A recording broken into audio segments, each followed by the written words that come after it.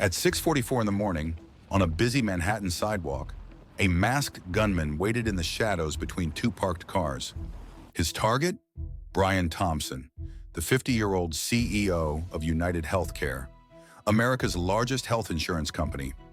Thompson was walking alone toward the New York Hilton Midtown, where his company was hosting its annual investors conference. He had no idea that someone had been tracking his movements for days. The gunman approached from behind.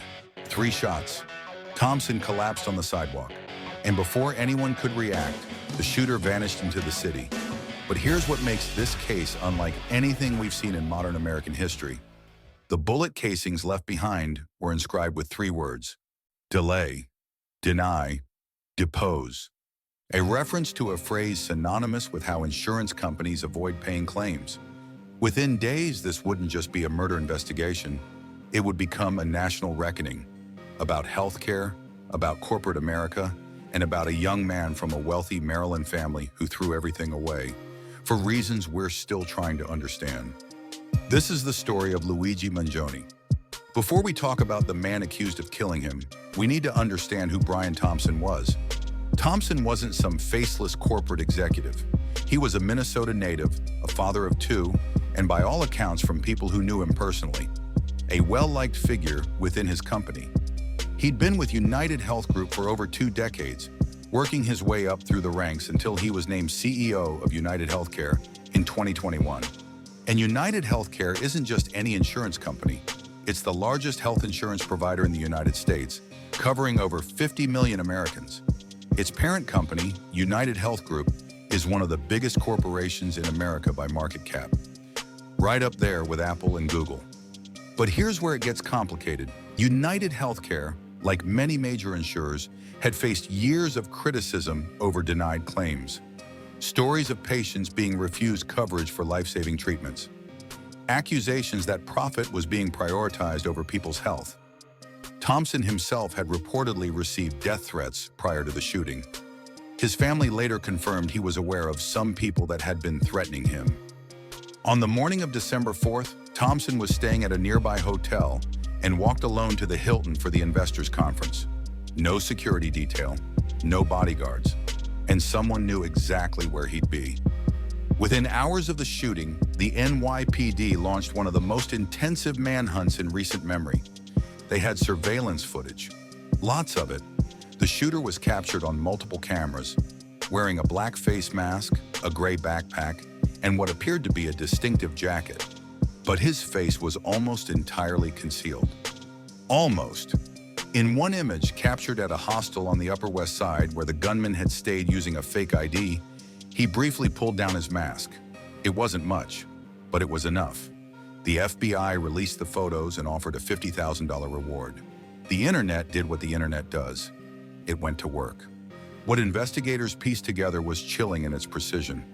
The suspect had arrived in New York City on November 24th, more than a week before the murder. He'd taken a bus from Atlanta. He checked into a hostel using a fake New Jersey ID under the name Mark Rosario. In the days before the shooting, he conducted reconnaissance around the hotel and conference venue. He knew Thompson's schedule. He knew exactly where the CEO would be walking that morning. On the day of the murder, he traveled by bicycle from the Upper West Side to Midtown. He positioned himself between 2 parked cars on West 54th Street, and he waited. After the shooting, he fled through Central Park, where police later recovered a discarded backpack containing Monopoly money and a jacket. Then he disappeared. For 5 days, the country watched. Tips poured in, false leads went nowhere. And then on December 9th, a customer at a McDonald's in Altoona, Pennsylvania, about 230 miles west of Manhattan, noticed something. A young man eating breakfast in the back of the restaurant, black hoodie, medical mask, tan beanie. But one feature stood out, his eyebrows. The customer told an employee. The employee called 911. And when police arrived and asked the young man to pull down his mask and state his name, he said, Mark Rosario. It was the same fake name used at the Manhattan hostel. Within minutes, officers discovered that the ID was fraudulent.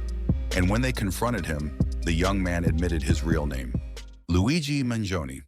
If you were writing a profile of someone likely to commit a politically motivated assassination, Luigi Mangione would be the last person you describe. He was born on May 6, 1998, in Towson, Maryland, into one of Baltimore's most prominent families. His grandfather, Nicholas Mangione, was the son of poor Italian immigrants who built a real estate empire from nothing. Country clubs, nursing homes, a radio station. The family had donated over $1 million to local hospitals. They were pillars of their community. Luigi was the youngest of 3 children. He attended Gilman School, one of Baltimore's most elite private institutions, where tuition currently runs nearly $38,000 a year. He wasn't just a good student, he was exceptional. He played soccer, ran track, wrestled. He taught himself to code and co-founded a gaming app company while still in high school.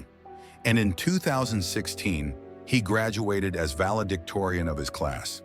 In his valedictory speech, he talked about his classmates' incredible courage to explore the unknown and try new things. From Gilman, Mangione went to the University of Pennsylvania, an Ivy League institution, where he earned both a bachelor's and master's degree in computer science, with a focus on artificial intelligence. He was a member of Phi Kappa Psi fraternity. He taught AI at a Stanford summer program. Former classmates described him as brilliant, curious, and surprisingly social for someone so academically gifted. After graduation, he took a job as a data engineer at TrueCar, working remotely. The salary was excellent, but by early 2023, he'd had enough. In messages to friends, he described the work as mind-numbingly boring and said he wanted to spend more time reading and doing yoga. So he moved to Hawaii, to a co-living community called Surf Break in Honolulu. It was there, surrounded by like-minded young professionals, that Mangione seemed to be building the life he wanted. But something else was happening too. Something invisible to most people around him. Luigi Mangione was in pain, constant, debilitating pain. Since his early 20s, Mangione had suffered from a condition called spondylolisthesis, a spinal disorder where vertebrae slip out of alignment and press on nerves. For some people, it's manageable. For others, it's excruciating. Mangione was in the second category. Under an anonymous account, he posted extensively on Reddit forums dedicated to back pain sufferers. The posts paint a picture of someone whose entire life had been derailed by his condition. Friends at Surf Break said his back pain was a constant presence. A surfing accident in Hawaii made it worse. And according to one friend, Mangione confided that his condition had made physical intimacy impossible. In July 2023, Mangione finally underwent spinal fusion surgery, a major procedure that stabilizes the spine with metal screws and rods. Initially, he reported success. Within 7 days of the fusion, I was on 0 pain meds. But here's where the story takes a darker turn. Multiple neurosurgeons who later reviewed Mangione's x-rays publicly stated that the surgery appeared to be suboptimal, that the hardware placement wasn't ideal, and he likely continued to experience nerve pain after the procedure. Whether Mangione knew this, whether he blamed the medical system, whether he had insurance disputes, none of this is entirely clear. What is clear is that sometime in early 2024, Luigi Mangione began to change. He stopped posting on social media. He cut off contact with friends and family. His mother reported him missing to San Francisco police in November 2024, after he'd been exhibiting concerning behavior. The brilliant, social, promising young man had vanished into himself, and in his isolation, something was taking shape. When police arrested Mangione at that Pennsylvania McDonald's, they found more than just a gun in his backpack. They found a 3-page handwritten document, what prosecutors have called a manifesto, that laid bare his thinking. The writings expressed deep hostility toward the health insurance industry. They called insurance executives parasites who had simply had it coming. They referenced UnitedHealthcare's massive market cap and questioned whether Americans' life expectancy had improved along with corporate profits. The U.S. has the #1 most expensive healthcare system in the world, he wrote, yet we rank roughly 42nd in life expectancy. According to prosecutors, Mangione had no personal connection to UnitedHealthcare. He wasn't insured by them. He chose the company specifically because they were the largest, because he wanted to make a statement. Additional diary entries revealed from court filings show the evolution of his thinking. "I finally feel confident about what I will do," one entry read. "The target is insurance. It checks every box." He wrote about wanting to spark a national debate, about the court of public opinion, about gaining widespread support through his actions. His political views defied easy categorization. He was registered as having no party affiliation. But whatever his politics, one thing had crystallized. Luigi Mangione had decided that someone needed to pay for what he saw as a broken system, and he was going to be the one to collect. Since his arrest, Luigi Mangione has faced a legal gauntlet unlike almost anything in recent American history. He's been charged with 11 state crimes and 4 federal crimes, including first-degree murder, stalking, and weapons charges. He's pleaded not guilty to all of them. In April 2025, Attorney General Pam Bondi announced that federal prosecutors would seek the death penalty, the first such case under the current administration's push to restore capital punishment.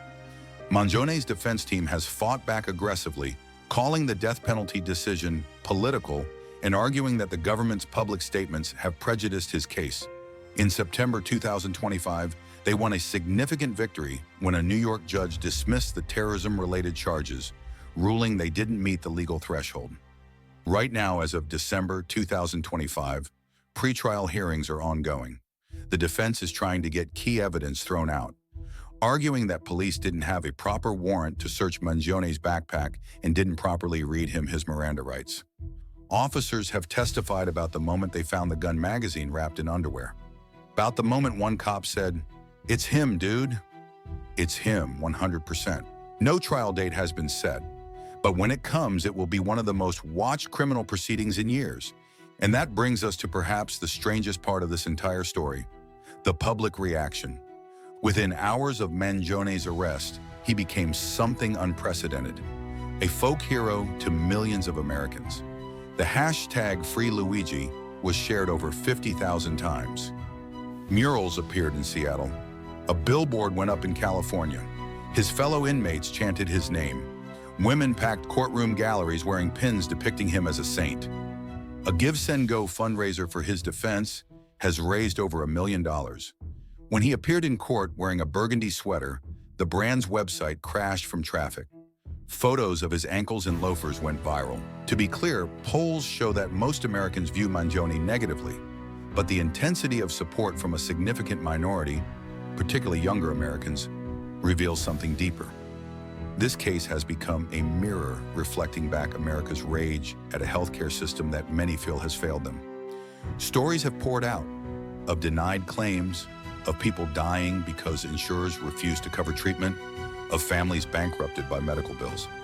None of that justifies murder, and Mangione, if convicted, will likely spend the rest of his life in prison or face execution. But the conversation he apparently wanted to start, it's happening. For better or worse, it's happening. Brian Thompson was 50 years old. He left behind a wife and 2 sons who will never see their father again. Whatever criticisms exist about the healthcare industry, he was a human being who was murdered on a public sidewalk. How did we get here? How did a young man from one of America's most privileged families become the face of rage against a system that, statistically, had served him better than it serves most? The trial will offer some answers. The evidence will be presented. A verdict will be reached. But the larger questions about healthcare, about desperation, about what happens when millions of people feel ignored by the institutions that are supposed to protect them, those questions won't be resolved in any courtroom. They'll be answered or not answered by all of us.